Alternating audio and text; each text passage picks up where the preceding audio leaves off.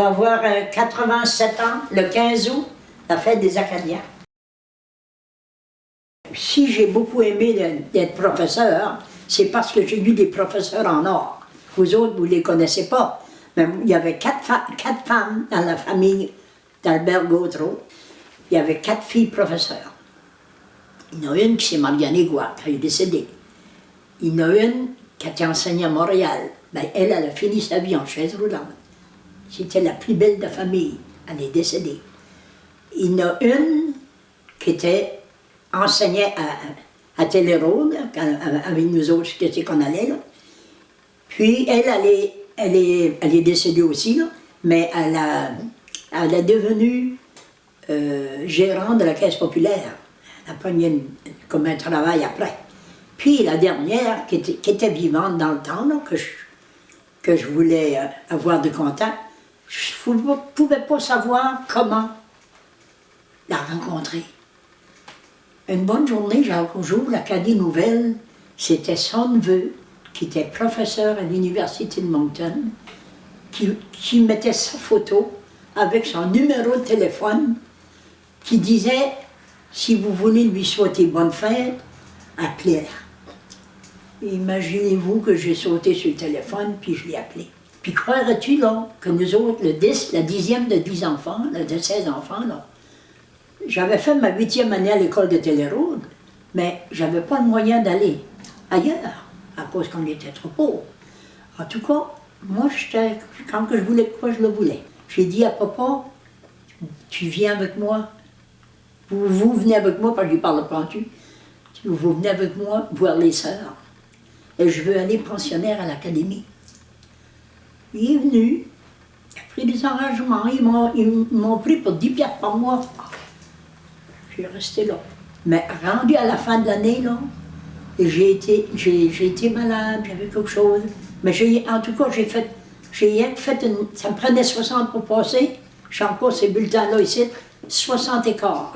Puis là, après que j'ai fini ma 10e année, le papa ne pouvait plus payer.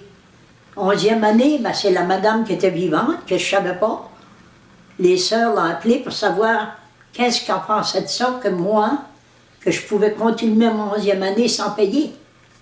Elle a dit, vous n'avez pas besoin d'avoir peur. C'est la même madame que j'ai rencontrée là. Elle a dit, elle est capable. Pour aller à l'école normale, ça nous prenait des sous.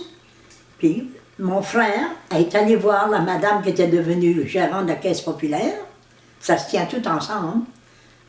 Elle a prêté de l'argent pour que j'aille à l'école normale. Quand j'ai fini, j'avais 2 ans de dette sur le dos, mais ce n'était pas des dettes comme acteur.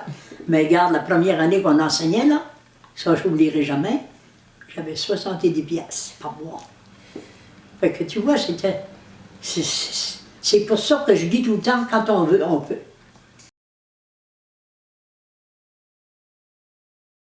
Bon, ça c'est mon poème biographique, ma vie. Dans le fin fond de Saint-Isidore, on avait dans les années 30 trouvé dans un chemin d'Andorre une petite fille pas mal charmante. On l'a gardée comme un trésor. De cela, je suis très contente. J'ai grandi avec l'idée de faire une maîtresse d'école. Mais comment vas-tu t'arranger? Tu ne trouves pas que c'était une idée folle? Tout a fini par s'arranger. Mon projet devint mon idole.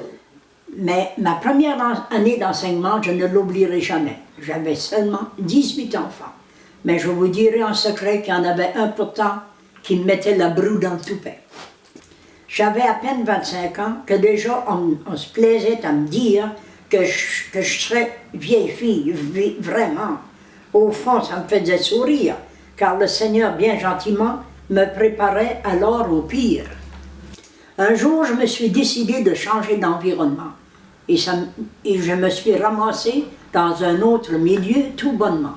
Je commençais à le regretter quand j'ai rencontré le prince charmant. À l'été de 54, on s'est unis dans le mariage. On ne s'est pas fendu en 4, mais on a fait bon ménage. Sans cela, la vie est bien plate.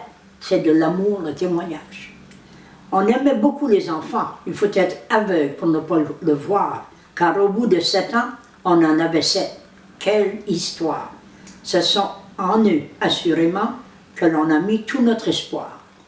La vie filait à toute allure. Ils étaient tous grands. Ils étaient déjà tous grands. Vous avez deviné, bien sûr, qu'ils ont fait comme leurs parents, car de cette progéniture est sorti 16 petits-enfants. Chers humains que nous sommes, que ça prend donc du temps à réaliser qu'ensemble la vie a ses bons moments. Si vous voulez goûter la joie qui m'anime en ce grand jour, ayez beaucoup d'oubli de soi. Autour de vous, semez l'amour, l'humour. Vous serez heureux comme des rois, c'est ma recette de tous les jours.